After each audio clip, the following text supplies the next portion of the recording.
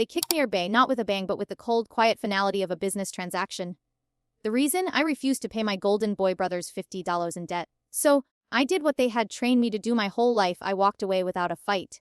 And then, with a level of calculated precision they never saw coming, I systematic their carefully constructed reputation with a single, perfectly timed email. Happy birthday, Ryan. My mom's voice, a saccharine and utterly fake performance of cheerfulness, sliced through the tense silence of our dining room. It was as if she hadn't, just an hour before, been engaged in a masterclass of maternal guilt tripping, trying to emotionally blackmail me into agreeing to pay off my brother Ethan's latest catastrophic financial blunder, a luxury car loan for a vehicle he couldn't possibly afford. Now, she was playing the part of the doting, celebratory mother. I was sitting at the far end of the long dining table, a lonely soldier in a war I was bone tired of fighting, staring down at a sad, bought cake. A single, crooked 25 candle drooped pathetically in the cheap, waxy frosting, its flame flickering weakly as if in sympathy for my miserable existence. Across from me, my dad was the very picture of suburban apathy and entitlement. He was leaned so far back in his chair that it was a miracle he didn't tip over, one arm draped lazily over the side, a can of cheap, domestic beer held loosely in his hand. He was the king of this dysfunctional castle and he was profoundly, deeply bored by my presence. And then there was Ethan, my 26-year-old brother. A man-child whose life's ambition seemed to begin and end with finding the most comfortable spot on the living room couch. He was utterly, completely absorbed by his phone, the brand new, top-of-the-line model that I had paid for just last month after he had accidentally dropped his old one in the toilet. He was furiously texting with one hand and mindlessly, endlessly scrolling through some vapid social media feed with the other, completely and blissfully oblivious to the fact that his parasitic existence was the very reason for the suffocating, unbearable tension in my throat, the sound unnaturally loud in the oppressive silence. My heart was pounding a frantic, desperate rhythm against my ribs, a drumbeat of long suppressed rage, but I forced my voice to remain steady, level, and calm. We need to talk about the money. A guttural grunt of pure annoyance escaped my dad. My mom's cheerful, performative mask faltered for a fraction of a second, her eyes darting nervously between us. Ethan, predictably and infuriatingly, didn't even bother to look up from his glowing screen. I can't keep paying for everything, I said, my voice barely above a whisper, yet each word felt like a cannonball. I was desperately trying to build a life, a future for myself, but they were a trio of anchors, determined to drag me down into their self-made sea of irresponsibility and entitlement. I've been paying the mortgage on this house by myself for the last 3 years, I stated, the cold, hard facts laid out like evidence in a courtroom. I cover all of the utility bills, the electricity, the water, the high-speed internet that you all use constantly without a second thought. I buy all the groceries. I even paid the $1,000 fine and all the associated legal fees for Ethan's second DUI last year so he could avoid a criminal record and actual jail time. I took a deep, shuddering breath. But I cannot keep doing this. I have to start pulling back. I need to save for my own future. Ethan finally deigned to grace me with his attention, his eyes flicking up from his screen, filled with a familiar, casual and utterly infuriating disdain. You act like you're doing us some huge magnanimous favor, he sneered, his voice dripping with an unearned arrogance that made my blood boil. I held his gaze, refusing to be the first to look away. He let out a sharp and deeply insulting scoff of disbelief. Wow, unbelievable. All right then. That's when my dad leaned forward, his whole posture shifting from a state of bored apathy to one of aggressive, menacing aggression. His face tightened, his brows knitting together as if I just spat on a sacred family heirloom. Then start by handling your brother's $50,000 debt. That's what this is really all about, isn't it? Your precious, selfish little savings account. My mom shot him a look of pure, unadulterated panic, a silent, desperate, and ultimately futile plea for him to retract the words, but they were already out, hanging in the air between us like a cloud of poison gas. Ethan froze, his smug, condescending expression wiped clean, finally and publicly exposed as the source of the conflict. I am not paying it, I said, my voice quiet but resonating with the unshakable, rock-solid certainty of a man who, after a decade of silent compliance, reached his breaking point. It is his debt. It is not my problem. The temperature in the room plummeted. My dad sat back, his face a thundercloud of pure, unadulterated fury. My mom crossed her arms over her chest, forming a defensive, impenetrable barrier. Well, she said, her voice thin and brittle as a dead leaf. I guess now we know where your loyalties really truly lie. The following day I came home from a grueling, 10-hour shift at my construction job, my body aching and my spirit bruised and battered, to find my entire life packed into a sad, pathetic collection of mismatched cardboard boxes on the front porch. Every single one of my belongings, my clothes, my books, my entire car of professional-grade electrical tools, even the custom-built laptop that was my lifeline to a better future, the one I used for freelance work to earn extra money that always, inevitably, all of it was piled up like refuse, a testament to my disposability. A note was taped to the top box, my mother's sharp, impeccable, and now chillingly cruel handwriting, a familiar sting. It contained only 5 words, think about what you've done. I stood on that porch for what felt like an eternity, just staring at that note, at the boxed up, discarded pieces of my existence. I didn't knock. I didn't scream or shout, I didn't beg or cry, I took one long, deep, shuddering breath. The first truly clean, truly free breath I had taken in over a decade. I methodically picked up my things, shoved what I could into the cramped backseat of my old, beat-up Toyota and walked away from the house I had bled for, the house I had paid for, but the house I was never ever allowed to truly call my own. And then, from the cold, anonymous, and deeply depressing squalor of a roadside motel room, I opened my laptop and scheduled the message that would detonate their carefully constructed world. To truly understand the casual, breathtaking cruelty of my own family, the way they could so easily and without a second discard me on my 25th birthday, you have to rewind a decade. The pattern, the insidious and destructive dynamic, was established early. I was 15 and my brother, Ethan, was 16 when he crashed his first car. He was drunk, of course, showing off for a carload of equally idiotic and impressionable friends. The aftermath was a masterclass in their dysfunctional, enabling family dynamic. My mother wept hysterically, not for the innocent people that Ethan could have killed, but for her troubled, misunderstood boy. My father shouted not at Ethan for his criminal recklessness but at the unfairness of it all, at the inconvenience. And I, Ryan the good son, the responsible one, the one with a clean record and a steady part-time job bagging groceries, was tacitly, silently expected to be the fixer, the cleaner upper of messes. Money I had painstakingly earned over 2 long hot summers to pay the tow truck fee and the initial exorbitant repair costs. I floaned. Ethan the rest. A loan that was never mentioned again, a debt that was never repaid. It was supposed to be a one-time thing, a youthful, forgivable indiscretion. But in my family, Ethan's mistakes weren't treated as lessons to be learned. They were rehearsals for future, bigger disasters. When Ethan flunked out of community college after a single, disastrous and party-filled semester, they somehow, with a breathtaking feat of psychological gymnastics, twisted the narrative to make it my fault.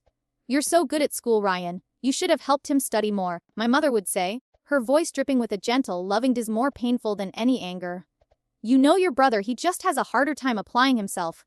Her words, I now realize, were carefully chosen to paint him as a tragic, misunderstood artist, and me as a cold, unfeeling, and unhelpful sibling. It was a narrative they clung to, a story that absolved them of any parental responsibility. When he inevitably overdrafted his bank account for the 5th time in as many months, my phone would ring. Ryan's sweetheart. She'd coo, her voice a soft, irresistible weapon of guilt.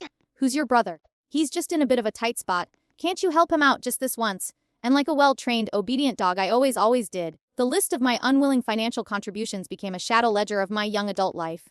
I paid his rent when he was unceremoniously evicted from his first apartment for a string of loud, late-night parties. I covered his exorbitant car insurance premiums after the DUIs made him uninsurable by any reputable company.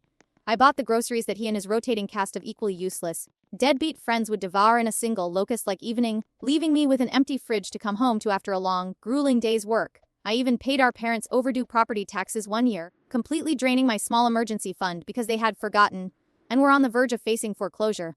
All while I was working 60-hour weeks at a physically demanding, back-breaking construction job and taking night classes to get my electrical certification, desperately, frantically clawing my way toward a life, a future that they seemed hell-bent on sabotaging.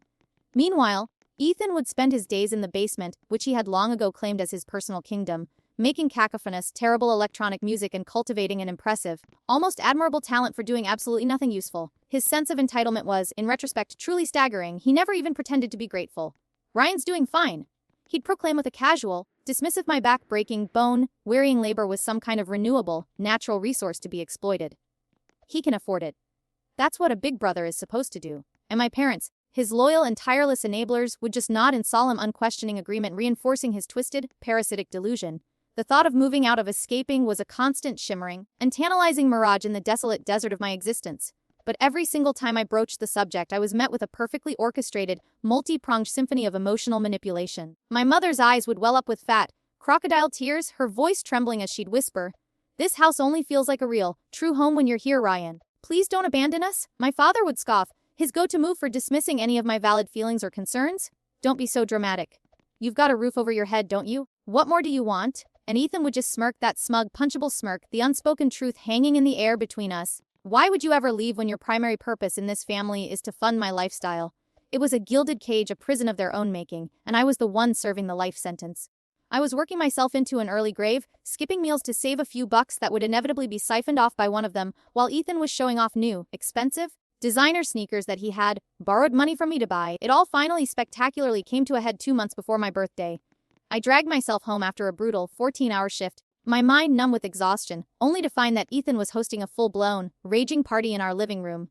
My gaming PC, my one true luxury, my only escape, a machine I had lovingly, painstakingly built and upgraded piece by piece over 5 long years, was the centerpiece of the party, hooked up to his massive floor, shaking an obnoxiously loud sound system. His friends, a collection of equally ambitionless parasites, were sprawled across the furniture amidst a veritable sea of empty beer bottles and pizza boxes. My expensive custom mechanical keyboard, my pride and joy, was sticky with some unknown fault-smelling substance. I saw red. But I didn't shout, I didn't lose my temper, I didn't cause a scene. I just methodically, silently, and with a cold, terrifying fury, unplugged every single component and carried my desecrated sanctuary back to my room, locking the door firmly behind me. The next morning my mother cornered me in the kitchen, her face a mask of rightus. "You embarrassed him in front of his friends," she snapped, her voice sharp and accusatory. "They saw you stomping around like some kind of unhinged maniac. They were using my $1,000 custom-built computer as a party DJ booth without asking." I explained, my voice tight with a rage that I could barely contain. "This isn't just your house, Ryan," she retorted, her voice rising with a shrill, defensive tone. "Everything in this home is shared." That one single innocuous word, shared, echoed in my head, hitting me with the force of a physical punch to the gut. Shared like the mortgage that only my name was on the checks for. Shared like the groceries that only I ever purchased. Shared like the electricity bill that would drafted directly from my personal bank account every single month. That night I sat down and did the math. I was so close.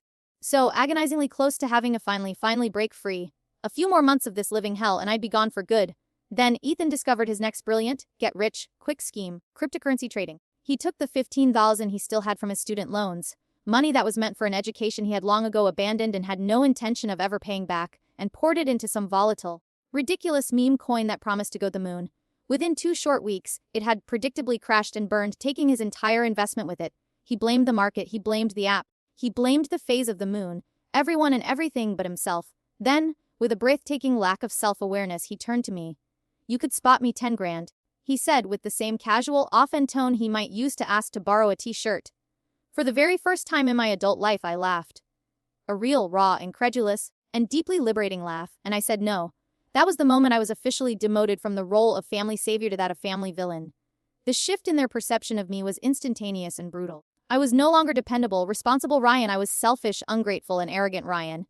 "You think you're better than us now, don't you? Just because you've managed to scrape a little bit of money together." My dad sneered at me one night over a dinner that I had, of course, paid for. "I'm not better," I told him, the exhaustion of a decade weighing heavily on my voice, on my very soul. "I'm just tired." The next morning, Ethan posted a passive-aggressive, thinly veiled jab on his social media. A post that was clearly and unmistakably aimed at me. Some people only give when it gives them a sense of control. Cut off the cash flow and watch their true colors show. It got hundreds of likes from his echo chamber fellow freeloaders and enablers. I didn't say a single word. Then came my birthday. And like an absolute, pathetic fool, I still, after everything, held onto a tiny, fragile sliver of hope for a peaceful day, a moment of truce. Instead, I walked straight into a carefully laid ambush, which culminated in my father's cold, calculated, and I pay off Ethan's $50,000 debt. When I, for the second time, said no, they didn't fight. They didn't argue. They simply quietly and efficiently excised me from their lives like a surgeon removing a tumor. But they had made one critical, fatal, and ultimately unforgivable mistake. They had forgotten that while they were busy teaching Ethan how to be a professional victim, a master of taking, they had inadvertently, and ironically, taught me how to be a meticulous and ruthless bookkeeper. I didn't reply to the note. I drove to the cheapest, most soul-crushing, and grimmiest motel I could find, a place that reeked of stale cigarette smoke and a deep, pervasive sense of despair. I sat on the edge of the lumpy, questionable, and probably flea-infested bed, the crumpled, tear-stained note tightly in my hand. "Think about what you've done." Oh, I did. I thought about it long and hard. And then I opened my laptop and began to compose the email that would serve as their long overdue judgment day. Every family, I've learned, tells itself a story, a mythology, its own dysfunctions. The central sacred myth of our family was that Ryan is the reliable one, the helper, the fixer. And because I always, without fail, showed up, always fixed things, they operated under the deeply ingrained and inconvenient delusion that their toxic, parasitic system was sustainable. They had absolutely no idea that I had been keeping a secret, parallel, and meticulously detailed set of books.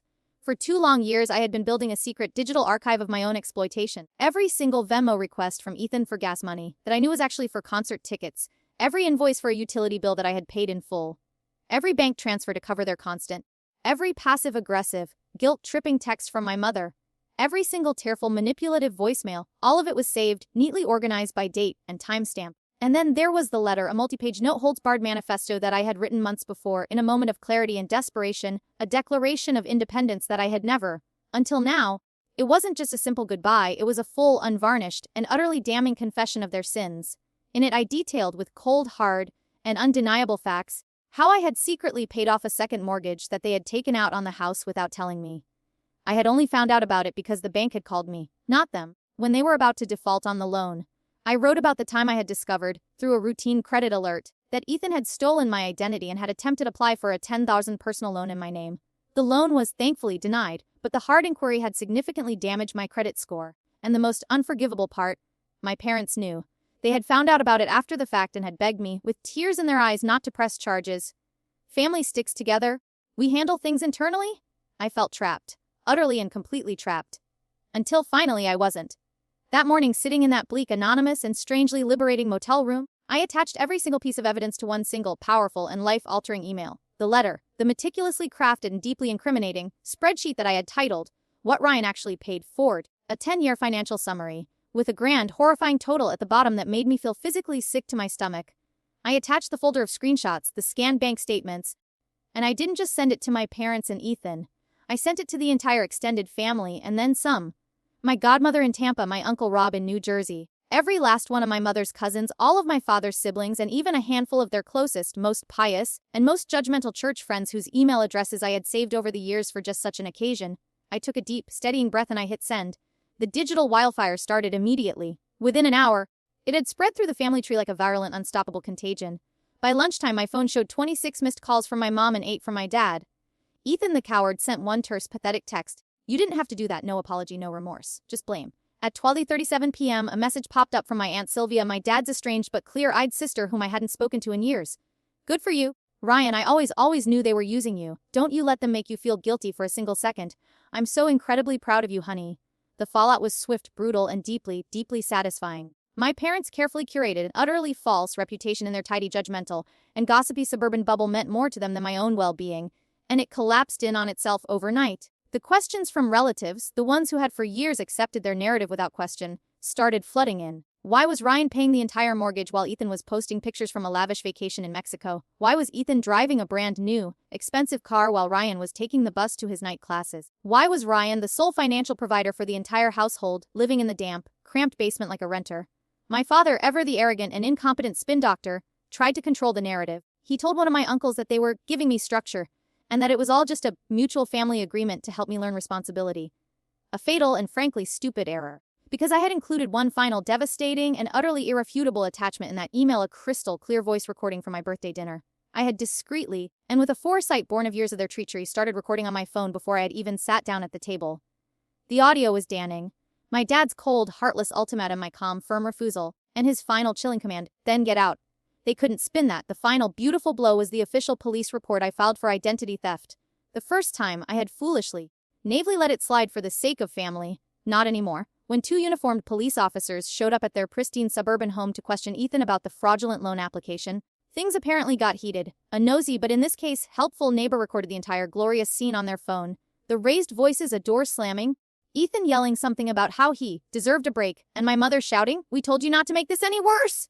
The clip was inevitably and wonderfully posted to the local neighborhood Facebook group. And just like that, the family that prided itself on being morally upright, the family that whispered and gossiped about everyone else's drama, became the local, and very public, headline. I watched the glorious chaos unfold from a safe, quiet, and peaceful distance. I was busy moving into my new place, a quiet, sun-drenched, and wonderful one-bedroom apartment above a flower shop downtown. Sunlight streamed into the kitchen in the mornings. It smelled like fresh air and new, hopeful beginnings, not stale arguments and simmering, toxic resentment.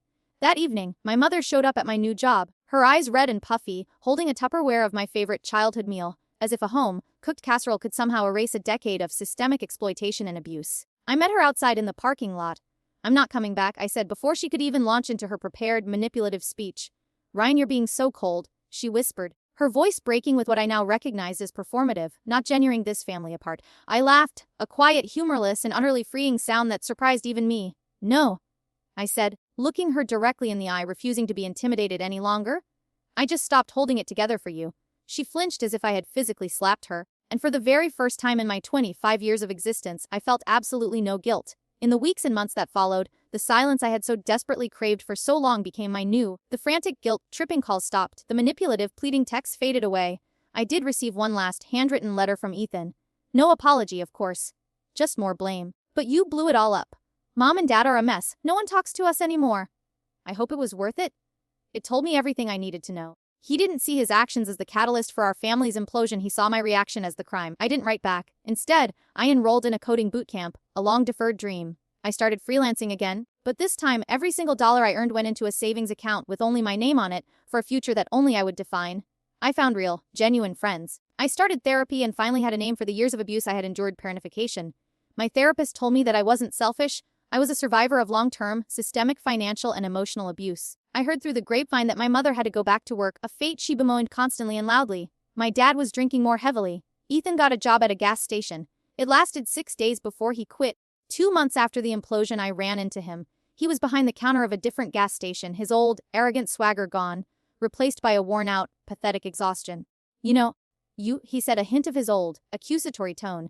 I met his gaze, my own calm and steady. No, I said, the words clear, sharp, and utterly final. You're mistaking me cleaning up my life for me ruining yours.